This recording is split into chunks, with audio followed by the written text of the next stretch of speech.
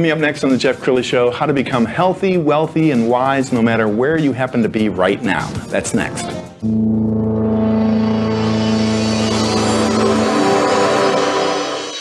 Many are predicting that the worst is yet to come, which is unfortunate, said one person here.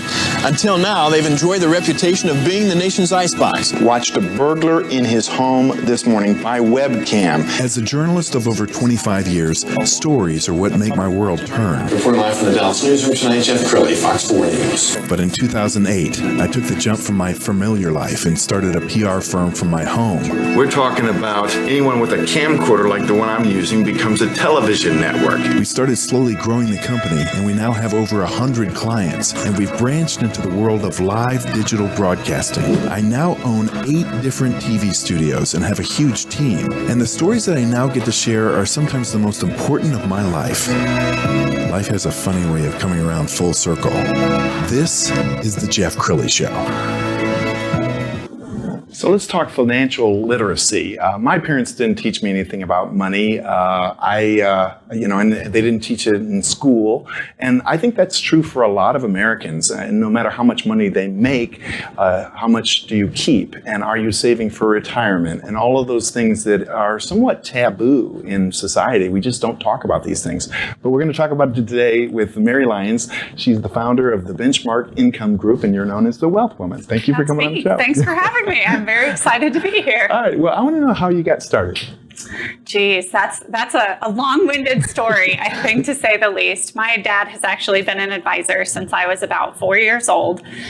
When I was, probably in the first grade, making, the memory books with your school picture, and you have to write what you want to be when you grow up. I actually wrote financial advisor in there. That and professional baseball player. One of those was definitely not an option. But as I got older, I really felt like that sort of stereotype of the person kind of sitting in a back room in the dark crunching numbers is what a financial advisor was.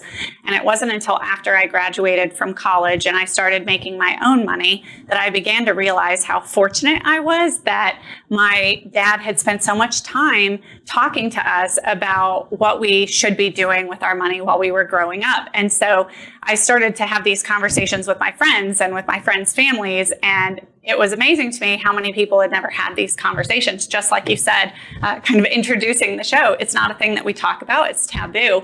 And I began to feel a sense of moral imperative to get into the business. And so I reached out to my dad and I said, hey, can I come work with you? Will you actually train me to do what you do? And that was the segue. So how often do you run into a woman who either has gotten divorced or she lost her husband and she comes to you and she has no idea about any of the finances?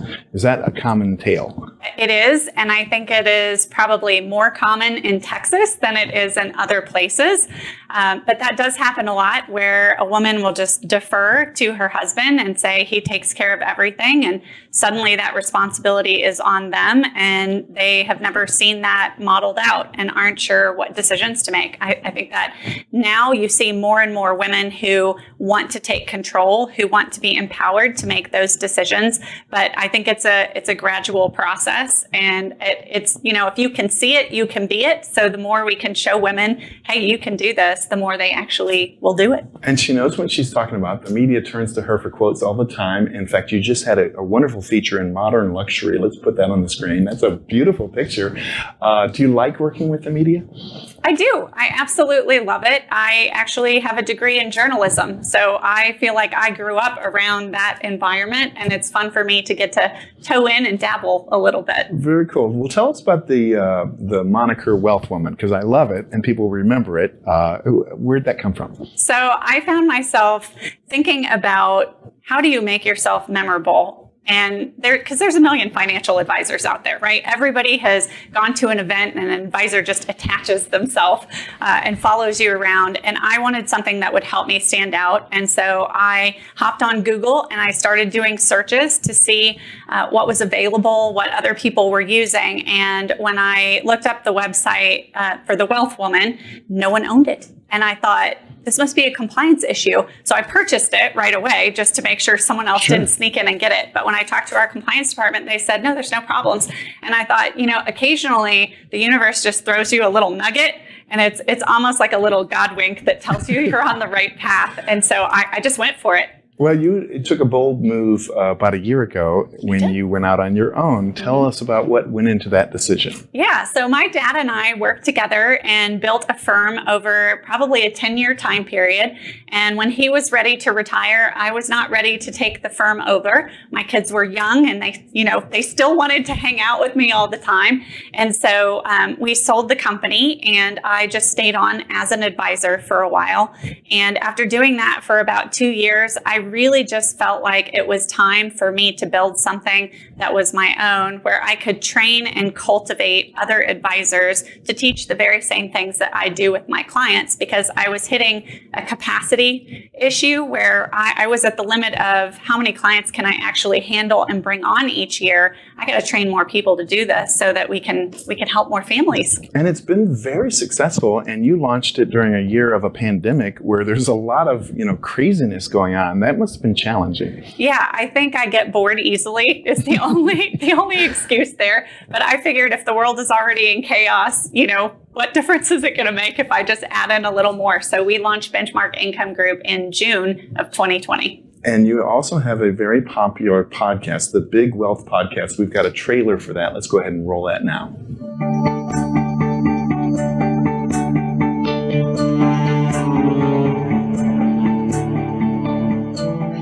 I'm Mary Lyons, and I am the Wealth Woman. And I'm Eric Alexander from Benchmark Income Group. And this is the Big Wealth Podcast.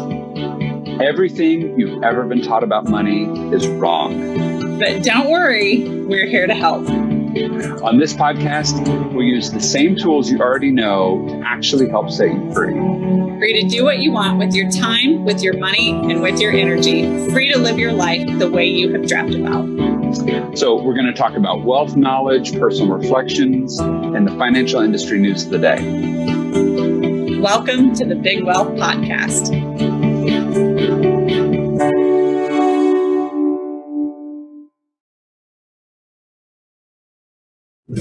Well, I love it that you're all about educating people. In the case of Melinda Gates, I think she's going to be okay. She doesn't need a lot of financial education. But for the average person, it really pays to dig in. Yeah, I would agree. There's a lot that's happened over really the past 40 years or so that has dramatically changed the environment that we find ourselves in when we are trying to figure out how we can eventually retire. Because if you kind of go back in time a little bit, prior to 1978, there were no 401ks. Everybody who worked for a big reputable company knew they were going to have income while they were working and a pension when they retired.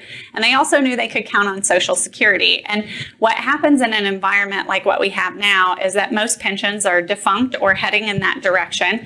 And Social Security, I think a lot of the people I talk to see that as a question mark. They don't know what it's going to look like or, how long it will be there and be properly funded. And so that puts a lot more pressure on our investments to perform now than at any other time in history. And yet the financial services industry is still doing things the same way that they have been doing it really since the United States became the United States. It's collect the assets, put it into the stock market, and let it grow. And so what we really think is important is understanding, why are you doing all of this? And the answer is to produce an income. And so where we start with is really by focusing on, if I need an income, what can I do today that will optimize my income strategies? And then we back into, where should we put the money? And that's very different than what we see from most advisors, because most advisors will just put the money somewhere, grow it, and hope that it's going to be enough on the back end. But I'm a big Stephen Covey fan. I don't know about you. Me too. And he says start with the end in mind. And so if I know that the end goal is to spend the money, we need to start with that from the very beginning. Because frequently, if you know where to put the money, it takes a lot less. Yes. And that means you can have more now and in the future. I love it. So tell me what an engagement looks like. It doesn't cost them anything to come visit you for the first time to see if it's a good fit, right? Right. And I that goes back to me starting my career in my mid-20s. Had I charged somebody to come talk to me, I'm not sure I would have had all that many clients. But what I have found is people really should have the freedom to explore what their options are and not have to pay to do that exploration. So normally what we do in a a first meeting is we really spend time helping the client understand what's happening with your money. Given where you are today, what problems are you likely to run into? I call it the laying of the landmines. If you are walking into a field and the field is full of landmines and you don't know where they are, chances are you're probably going to step in one. But if I can show you a map and show you where the landmines are, it becomes very easy to avoid stepping on those landmines, and you can get successfully where you're trying to go. And so that first meeting is really just making sure people understand where the problems are before it's too late to do anything about it.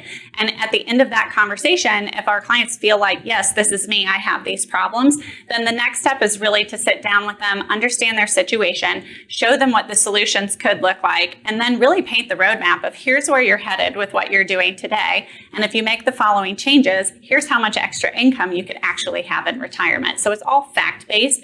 And I love that because it gets rid of my opinion. I got plenty of those, but they have no space in a financial Well, plan. I can see why you're so successful because you're very charming, and I don't think as many people in your industry realize as should that this is a trust that you're creating with someone. I mean, they're going to share things with you that they wouldn't share with their closest friends. So building that trust is so important, isn't it? I would agree with that statement. And I do find, there's a joke in our office, and it's slightly off color, but I think it's okay to say that more people will talk to you about their sex life than their finances, right? I think that's true. It seems to be that finances, it's really an intimate conversation. And, I think when it comes down to it, my personal belief is that money is a tool. It's just a tool, and it's meant to be used to create a life that you can be excited about. So it's the idea of a life of design rather than a life of default.